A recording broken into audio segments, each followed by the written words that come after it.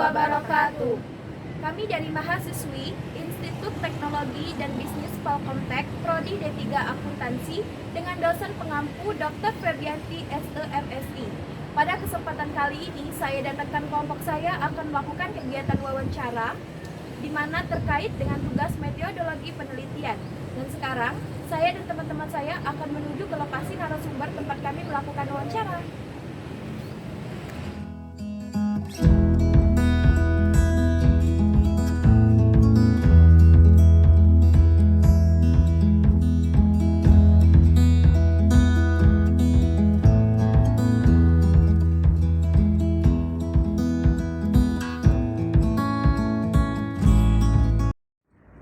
Baik teman-teman, sekarang saya sudah sampai di tempat pelaksanaan wawancara yang akan kita lakukan pada hari ini. Di sini saya tidak sendirian karena di samping saya sudah ditemani oleh Bapak Royke.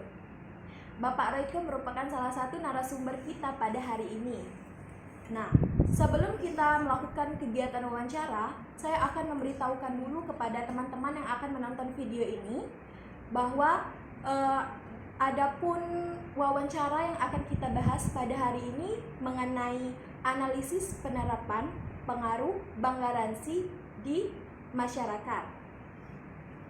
Sebelum kita mengetahui lebih banyak lagi apa itu bank garansi, sebaiknya kita akan langsung bertanya kepada Bapak Royke. Karena Bapak Royke ini merupakan salah satu pegawai BUMN di Indonesia yang sudah cukup lama bekerja di dunia perbankan. Kalau tidak salah dari tahun 1994 ya Pak, sampai sekarang. Oke Pak, langsung saja kita ada beberapa pertanyaan yang akan ditanyakan oleh saya dan teman-teman saya. Dimulai dari pertanyaan yang pertama Pak, boleh dijelaskan menurut Bapak apa itu bank garansi? Terima kasih sebelumnya atas waktunya. Jadi saya jelaskan sini pengertian dari bank garansi dulu ya. Jadi yang dimaksud dengan bank garansi itu adalah suatu jaminan tertulis dari bank kepada pihak penerima bank garansi untuk dia dapat untuk menerima pembayaran atau klaim apabila pihak pemohon dalam hal ini aplikan yang mengajukan permohonan bank garansi ternyata melakukan prestasi atas berdasarkan kontrak yang ada di kesepakatan antara pihak aplikan kita dengan pihak beneficiary atau borrower. Nah, jadi di sini adalah semacam janji bayar dari pihak bank kalau dari prestasi. Itu pengertian dari bank garansi. Berarti bank garansi itu merupakan salah satu janji bayar yang dilakukan oleh pihak bank kepada pihak penerima garansi. Oke. Baik Pak, lanjut pertanyaan kedua. Menurut Bapak siapa saja yang menjadi target dari pemasaran bank garansi ini dan bagaimana sih Pak strategi pemasarannya? Ya, baik. Jadi maksudnya siapa saja yang ini ya, yang memerlukan bank garansi ya. Jadi kalau yang memerlukan bank garansi itu banyak. Jadi kalau bisa kita lihat di semua sektor itu kebanyakan mereka membutuhkan bank garansi. Contohnya di distributor, kemudian kontraktor, kemudian sektor pertambangan, kemudian sektor telekomunikasi, di pemerintahan. Nah itu rata-rata semua memerlukan bank garansi. Kenapa bank garansi ini diperlukan? Karena untuk mereka memperlancar proses kerjasama di antara mereka. Contohnya nih, saya ambil contoh aja ya, di sektor misalnya di distributor. Nah, distributor dari pihak distributor kan dia akan memasarkan produknya. Nah, jaminan pembayarannya itu apa? Jamin dari pihak yang pembelinya. Nah, itu biasanya mereka memerlukan bank garansi. Nah, itu jadi cukup banyak pihak-pihak yang memerlukan bank garansi. Nah, gimana kita untuk kita memasarkan produk bank garansi itu? Biasanya di perbankan itu bisa melalui iklan, kemudian juga dari mulut ke mulut informasi yang didapat, dan biasanya pihak-pihak yang akan memerlukan bank garansi mereka sudah tahu kebutuhan bank garansi itu dan kemana mereka akan mencari untuk menerbitkan bank garansi. Seperti itu. Di semua aspek bisa. Baik Pak, kita lanjut pertanyaan yang ketiga ya. Bagaimana sih mekanisme dan persyaratan pemberian bank garansi di bank tempat Bapak bekerja?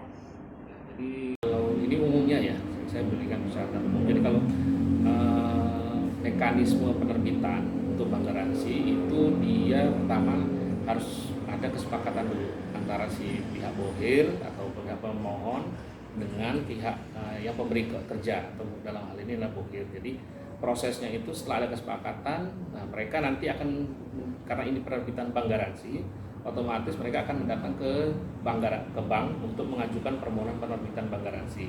Nanti dari pihak bank akan melihat apakah aplikasi yang disampaikan kepada kita dalam hal ini perbankan apakah sudah sesuai atau tidak. Kalau sudah sesuai, nanti baru diterbitkan bank garansi. Nah, bank garansi ini yang ditujukan kepada pihak pemberi kerja atau bohir. Itu jadi mekanismenya mereka cukup datang ke bank untuk meminta permohonan bank garansi, nanti dari pihak bank yang akan menerbitkan bank garansi. Kesepakatan dulu dari Iya. itu ya. Jadi ada kesepakatan dulu di mereka, nanti setelah itu baru mereka mengajukan permohonan bank garansi ke bank. Kalau persyaratannya Pak?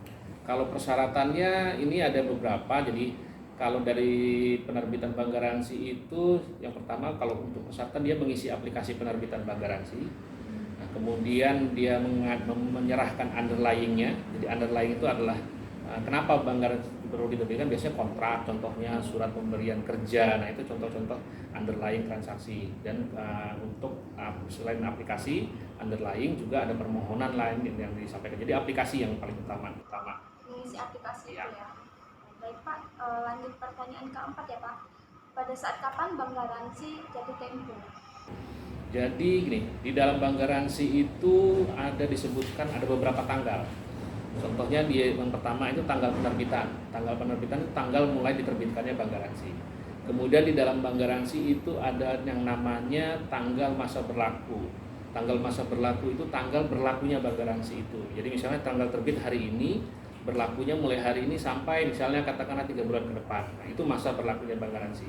Nah, kapan bank garansi itu dinyatakan jatuh tempo? Bank garansi itu dinyatakan jatuh tempo apabila satu, masa berlakunya sudah berakhir. Yang pertama.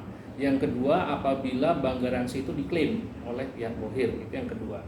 Yang ketiga, apabila bank garansi itu diserahkan kembali oleh bank, dikembalikan ke bank sebelum jatuh tempo. Nah, itu bank garansi sudah berakhir masa berlakunya.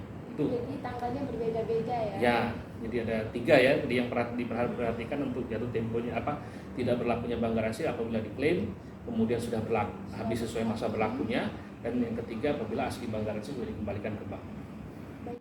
Baik Pak, kita lanjut ke pertanyaan kelima. Di mana saja biasanya masyarakat mengajukan layanan produk bank garansi? Apakah hanya di lembaga perbankan atau bisa juga di lembaga non perbankan?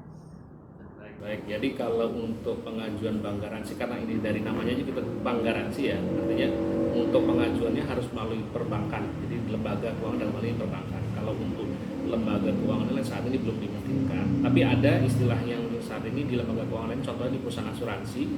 Nah, itu namanya surety bond. Jadi beda dia dengan bank garansi. Jadi kalau bank garansi itu adalah produk dari bank, sedangkan kalau surety bond itu adalah produk dari asuransi. Jadi kalau masyarakat ingin mengajukan bank garansi, sudah pasti harus melalui lembaga keuangan dalam hal ini perbankan. Kalau bank garansi hanya bisa di lembaga perbankan? Iya, betul. Baik Pak, pertanyaan ke-6. Mengapa bank garansi dibutuhkan masyarakat dalam menjamin transaksinya? Jadi kenapa bank garansi itu dibutuhkan? Itu tadi yang pertama kita jelaskan bahwa sebagai contoh aja ya, kita misalnya mau beli PMP aja lah dulu ya. Jadi ada orang yang membeli, ada yang menjual. Nah, otomatis yang menjual ini kan dia dalam menjual itu butuh jaminan kepastian pembayaran. Karena ada dua pihak yang tidak saling mengenal lah istilahnya gitu. Jadi dia butuh semacam penjaminan bahwa itu apa yang dia berikan, misalnya atau dia jual itu diberikan, dijamin pembayarannya. Otomatis salah satu media yang saat ini ada khususnya di perbankan yaitu tadi adalah bank garansi. Jadi kenapa ini dibutuhkan, karena itu tadi ada kedua belah pihak yang mungkin untuk satu dia sebagai menjamin bahwa ketidakpercayaan itu mungkin tidak timbul, jadi untuk menjamin bahwa proyek itu akan dikerjakan atau dilaksanakan dengan baik, itu tadi dibutuhkan satu jaminan. Salah satu jaminan adalah bank garansi yang diterbitkan oleh perbankan. Jadi dan kedua juga kenapa bank garansi ini dibutuhkan, karena mereka untuk memperlancar transaksi otomatis dengan mereka adanya bank garansi diberikan oleh salah satu pihak, bahwa pihak satu sudah yakin bahwa apa yang akan diberikan kepada pihak aplikan pemohon kita itu bahwa itu akan dipenuhi dengan baik, dan jaminan itu adalah diberikan dalam bentuk jaminan bank garansi. Berarti bank garansi ini sangat penting ya Pak bagi UMKM dan pengusaha yang ingin memberikan usaha. Betul sekali. Baik Pak, berarti kesimpulan dari bank garansi itu, bank garansi adalah jaminan tertulis dari bank pada pihak yang menerima bank garansi. Iya. Adapun pihak yang membutuhkan bank garansi adalah untuk semua sektor, seperti pemerintahan, distributor, dan lainnya. Iya. Manfaat bank garansi itu sendiri yaitu untuk menjamin dan memperlancar transaksi antara kedua belah pihak. Lalu kemudian bank garansi hanya bisa diterbitkan oleh perbankan. Iya, betul. Baik Pak, terima kasih atas waktu dan penjelasannya mengenai bank garansi. Semoga penjelasan ini bisa bermanfaat bagi kita semua. Baiklah teman-teman, itulah kegiatan wawancara kami pada hari ini. Kami akhiri. Wassalamualaikum warahmatullahi wabarakatuh.